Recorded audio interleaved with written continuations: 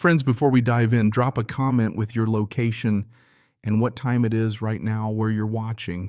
Because trust me, you'll want the context when I tell you what time of day this circus showed up at my ranch. It begins with the crunch of tires on gravel, wrong kind of tires, wrong kind of gravel.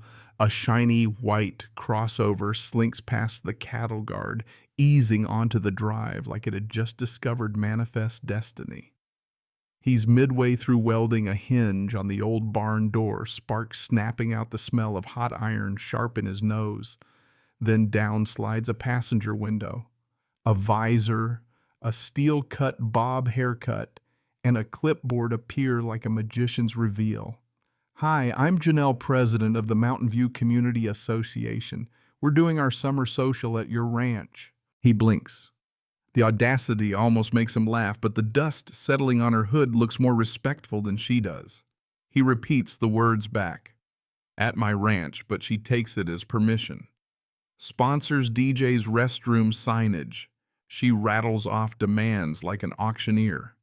Her motto, rustic meets modern. Historians still argue whether Janelle invented that phrase or just weaponized Pinterest. He raises his visor, shuts off the welder, and points out the obvious four-posted signs. Private property, no HOA. She doesn't blink. Instead, she recites something called the Neighbor Cooperation Policy, which apparently means you can't say no to anything, not even if it's absurd. Then she sprinkles in the threat finds liens eviction. Imagine trying to evict the deeded owner of a ranch. That's like telling an eagle it needs a parking permit. Behind her, a second SUV arrives, then a third. Out pour neighbors he's never seen, pointing at his fences and trees like tourists, shopping for decor. One clipboard warrior actually marches toward his porch like she's scouting for a reality TV pilot. His voice sharpens. "Stop. Private property. Leave." Janelle pats her door frame as though she's soothing him. This is just a courtesy visit. Courtesy apparently involves bolt cutters tucked in cup holders. He raises his phone pan slow, catching plates, faces, and his no trespassing signs with statute citations. One driver panics and reverses, kicking gravel at his own bumper. The only thing that scatters them isn't his words. It's two cows ambling out of the aspen trees, standing like security detail. Funny how a 200-pound steer makes a stronger argument than a constitution. Back inside, the rancher calls his loan officer. She laughs when she sees the HOA's community pride agreement. "They can't evict you," she says. "But watch out. They might try to file a bogus lien." He's seen it before, paperwork wielded like a sword.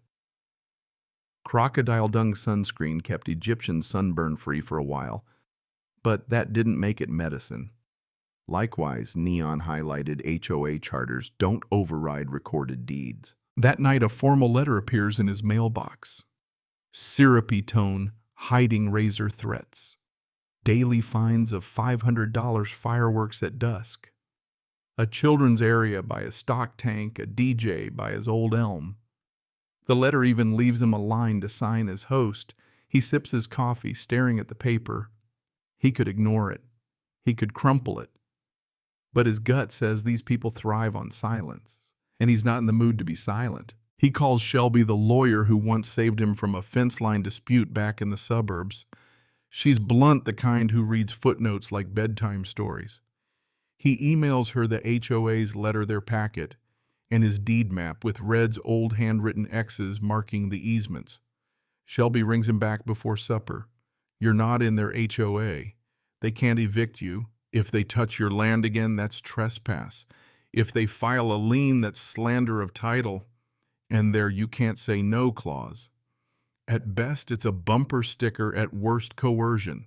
Respond. In writing."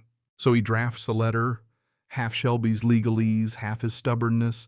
Trespass is trespass. False liens will be met with lawsuits. And if they truly want an event, here's the catch: they must complete a packet modeled after county permits. Proof of $2 million insurance naming him as additional insured, $20,000 refundable deposit, certified fire extinguishers, security at a 1:25 ratio, porta-johns, no fireworks, no open flames, no sparklers, no nonsense. Oh, and the event window. Exactly 1 hour with a 30-person maximum. He staples it, mails it certified, and saves the receipt. He didn't say no, he said yes, if you can actually follow the law. Days pass. The meadow stays quiet. Trail cameras catch nothing but deer. Then an email arrives with the subject line, "Unreasonable host demands." The HOA claims his packet is not in the spirit of cooperation. Translation, they don't want to pay, but they still want his land. Worse, they declare they'll proceed as planned on Saturday the 3rd. Shelby smiles when he forwards it. Documented refusal plus announced trespass. Excellent. Take it to the sheriff. The sheriff's deputy, a square-jawed man who looks like he's seen one too many neighborhood disputes, nods as he reads. We'll have a car circling. File a civil standby so your address is flagged. Meanwhile, the fire marshal Hector walks his slope, eyeing the dry grass. If they light so much as a grill, this hill will go up like kindling. He tells him to post signs with statute numbers big as billboards. Fun fact, scholars still debate whether medieval villagers posted their no trespassing laws on doors for neighbors to read or just yelled across fields. Either way, the message was clear: boundaries matter. On the morning of the 3rd, fog hugs the hollows. He chains the gate, parks his truck sideways, checks water lines. At 9:30, his phone buzzes. This is Poppy Events Chair. Our shuttle's 2 miles out. Please lower the chain. He tells her, no event here, do not enter. She chirps back, it's been decided, then hangs up. Minutes later, cameras ping a van marked MVCA Founders Fete, and a caravan of SUVs roll up with hazards blinking. Poppy hops out with a headset. A man shoulders bolt cutters. Janelle emerges in a sun hat and dress looking like she's hosting Wimbledon. She declares, "You cannot say no." "We will be peaceful," he replies. "You didn't meet the requirements. That's not cooperation." Then, salvation. Red and blue lights crest the ridge. The deputy steps out calm as a lake. "This is private property," he tells Janelle. "If you refuse to leave, that's trespassing. Cut that chain and it's criminal mischief." Behind him, a fire truck hisses to a stop. Hector leans out, red flag warning today. Any attempt to assemble here without permits will result in an immediate shutdown and fines you won't like. Silence. Finally, Janelle huffs signals retreat and the SUVs back out in clumsy ballet. A tail light cracks against a post. No one waves. He exhales. For now, the ranch holds. The HOA wasn't done. That same afternoon, his trail camera snapped 2 men poking at his lower gate gloves on testing for weak spots. He sent the footage to the deputy, and Hector then braced for the next punch. It came with water. His head gate, the lifeblood Red had warned him about, jammed with trash that reeked of sunscreen and citrus cleaner. Downstream, Bo texted your gate. "Okay, mine's a trickle." It took him an hour to scrape out the mess. Among the soggy debris, he found a plastic ribbon suspiciously similar to Janelle's hat trim. Historians still argue whether irony was invented for moments like that. He drove straight to the HOA clubhouse. The receptionist smiled like she was offering a lollipop, but her eyes darted when he said, "Tell your president the rancher she threatened with eviction is here with footage." Janelle appeared flanked by board members with faces that screamed damage control. He calmly told her, "Stay off my land, stop. Tampering with the ditch file for an easement if you want access." She called him selfish. He slid Shelby's business card across the counter. "From now on, talk to counsel." As he left, Poppy whispered an apology, eyes pleading. For a second, he almost felt sorry for her. Almost. Then came the glossy real estate flyer, his fence in the background blurred like a lifestyle ad, perfect wedding venue. That was the last straw. He called Shelby. Together they filed for injunctive relief, a civil harassment order, and a litigation hold so the HOA couldn't conveniently delete emails. The county planner later inspected his chained gate and sided with him private drive, limited easement, end of story. But Janelle's crew doubled down. They clipped his north fence, tied it back with blue ribbon, staged a forum post declaring the fate would be on community land next to his ranch. He restrung the fence-set sprinklers to arc over the line and prepared for court. In the hearing, Shelby laid it out: trespass, sabotage, harassment, misuse of his image and marketing. The HOA's lawyer muttered about community values, but the judge's question cut through. Do your covenants apply to his land? Answer: no, Your Honor. Relief granted. A restraining order barred them from his fence's ditch and property. Janelle herself was restrained from threats or eviction talk. If they violated back to court, backlash followed. Anonymous calls accusing him of killing property values. He ignored them until his camera caught Andrew, an HOA volunteer, shoving paper towels into the head gate. The deputy arrived, pulled the wad out, and asked if fixing meant vandalizing. Andrew left in a patrol car. Later, the HOA tried one last show at their clubhouse. Janelle thundered about hostile individuals. Poppy quietly told families to respect boundaries. The county charged Andrew, and the board faced a recall. Janelle was out.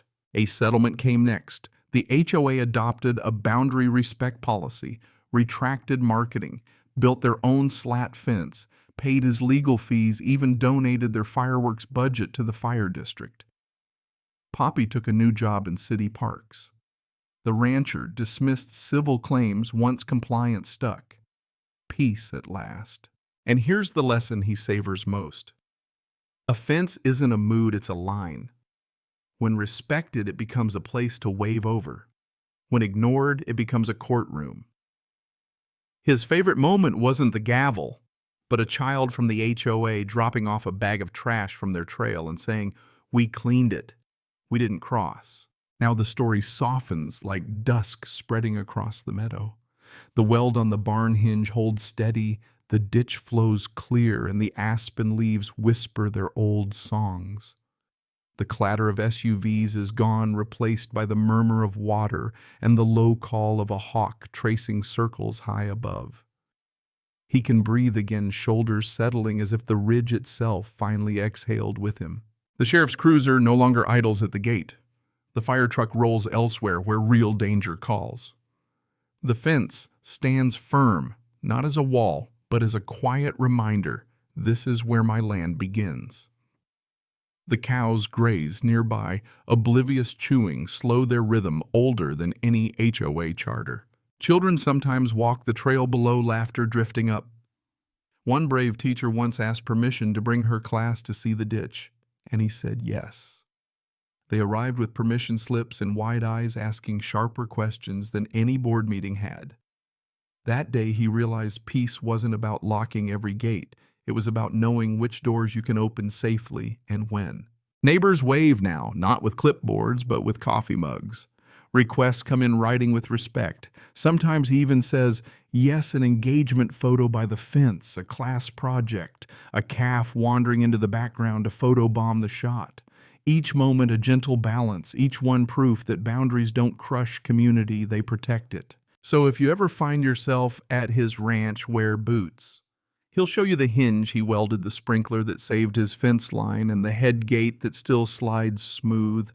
And after the walk, when quiet settles in, you'll understand why sometimes the bravest word you can say is no, spoken calmly, backed by law and carried on the wind of a mountain valley.